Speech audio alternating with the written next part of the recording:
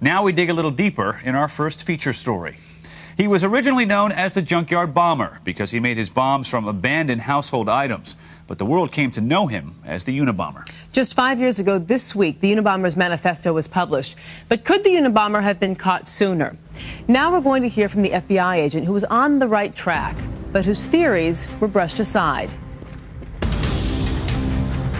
In 1996, the longest and most costly manhunt in U.S. history comes to a dramatic end when a disheveled recluse named Theodore Kaczynski is taken into custody and accused of being the dangerous and elusive Unabomber.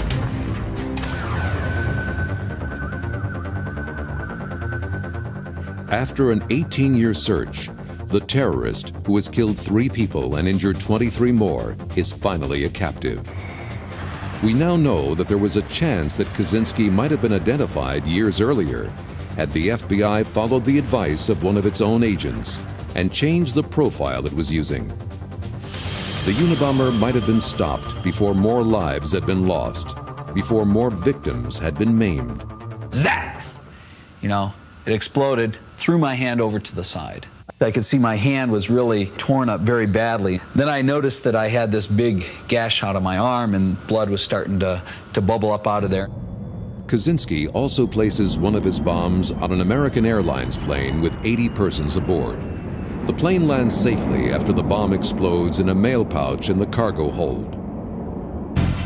The airline attack becomes part of a physical and psychological profile that the FBI creates of the bomber.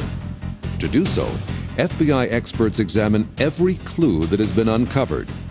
They look for common connections among the victims. They analyze the techniques used to make the bombs. They look for suspects in the areas from which the bombs have been mailed. They even recreate the deadly crimes.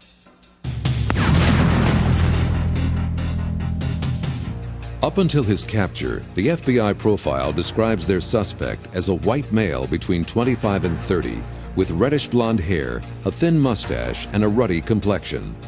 The sketch is based on a description given by the only witness who ever saw the bomber deposit one of his deadly packages years before in Salt Lake City. The FBI characterizes the bomber as a neat dresser, a loner, with a meticulously organized life. The soldering techniques used on the bombs lead the FBI to believe he is someone connected with the airline industry, probably a mechanic who lives near San Francisco. Theodore Kaczynski bears little to no resemblance to this profile. In 1993, FBI agent William Tafoya, a behavioral scientist, is assigned to the investigation. Law enforcement tends to look for suspects that have a linkage in some fashion to victims, but primarily those individuals who have a prior criminal record. Theodore Kaczynski had never been arrested. He had no connection in any criminal capacity to the victims. As part of their search for the Unabomber, the FBI creates a huge database of names. Included are known criminals in the San Francisco area near where some of the bombs were mailed. There are also names taken from university and airline rosters in the Bay Area. The database is periodically matched against the FBI profile, but because the profile is faulty, the FBI computers fail to single out one of those on the list. He is a former teacher at the University of California named Theodore Kaczynski.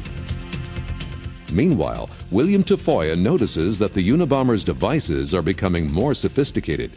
That led me to conclude that this was not somebody who had picked up a few things from a book or a magazine and followed a recipe. This was somebody who had learned from his prior uses, mistakes, and had the technological capacity to develop more powerful, more deadly bombs.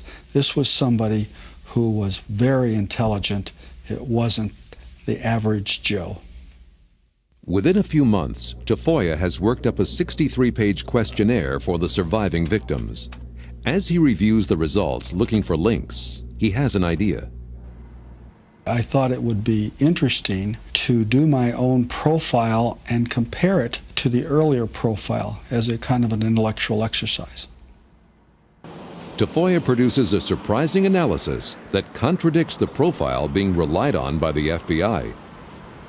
My profile was suggesting somebody altogether different. All of the leads that were being followed were concentrating on somebody who was a blue-collar worker and who had an airline connection. Leadership task force was convinced that that was the right path.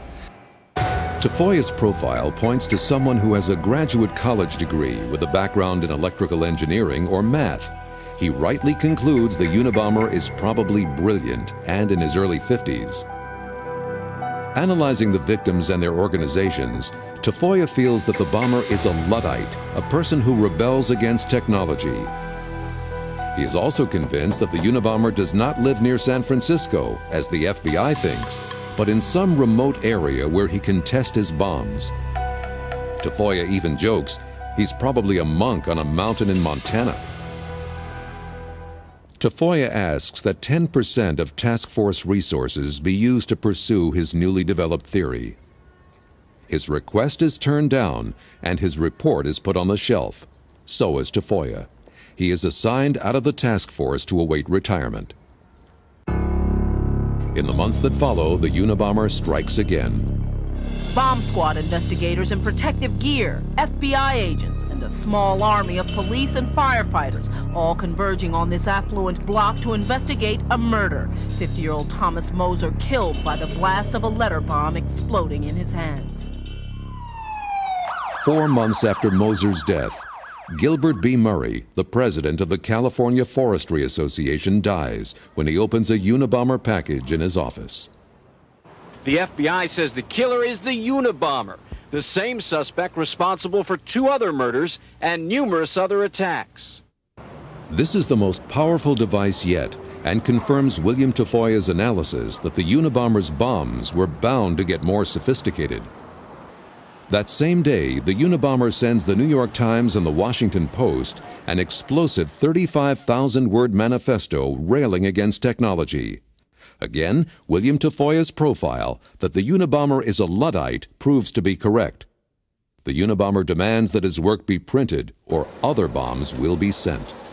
If we did it for him, then how many other people would go around taking hostages, blowing people up, threatening things in order to get something published in the Washington Post? So it was the most difficult decision we'd ever been confronted by. After months of debating the Unabomber's demands, the Washington Post finally publishes the Unabomber Manifesto on September 19, 1995. When David Kaczynski, Theodore Kaczynski's brother, reads the rambling manifesto, he recognizes familiar phrases. After comparing them to Theodore's other writings, he makes a gut-wrenching decision. He goes to the FBI and tells them he is sure that his brother Theodore is the Unabomber. He also tells them about the tiny shack without running water or electricity that Ted has built near Lincoln, Montana. William Tafoya's joke about a monk on a mountain in Montana now seems prophetic.